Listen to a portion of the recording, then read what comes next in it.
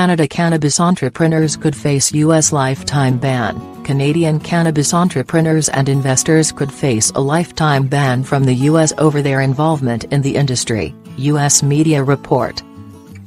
A senior U.S. border official told news site Politico that Canadians in the burgeoning sector could be deemed inadmissible to the U.S. Canada is a month away from becoming the first industrialized nation to legalize recreational cannabis use. While some U.S. states allow pot use, the drug remains federally illegal. There have been concerns within Canada's growing cannabis industry for months that they may face trouble crossing the border. In July, a Vancouver businessman was banned from entering the U.S. for life because he had investments in U.S. marijuana companies.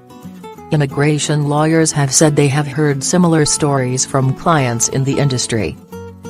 There have also been concerns that more Canadians will find themselves denied entry into the U.S. if they admit to using marijuana, or face increased searches or interrogation by U.S. officials.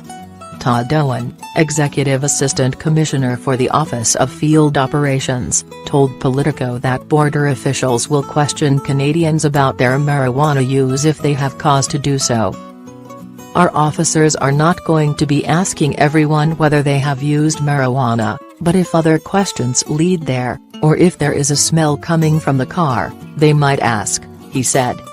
He also said that investors in the industry could also face a ban. "We don't recognize that as a legal business," Mr. Owen said.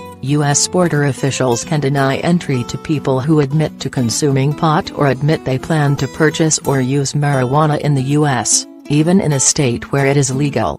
People who have received bans still have the possibility of applying for a waiver from U.S. Customs and Border Protection.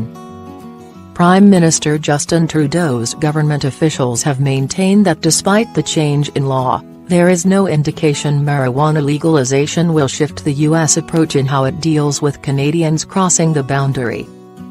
Jordan Sinclair, with Canopy Growth, a major medical marijuana supplier in Canada, told the BBC that while their employees have yet to face difficulties at the US-Canada border, the industry as a whole is seeking more clarity as to how cases will be consistently handled by border officials.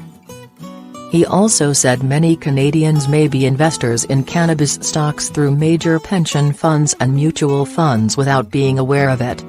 "There's absolutely no way you can say if you've invested in the industry you're not going to be allowed into the United States," he said. Recreational cannabis will be available legally in Canada nationwide as of 17 October. Medical marijuana has been legal since 2001.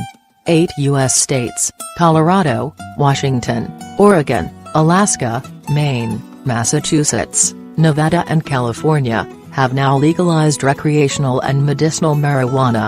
But the drug remains a Schedule I controlled substance, alongside LSD, heroin, and meth, under U.S. federal law.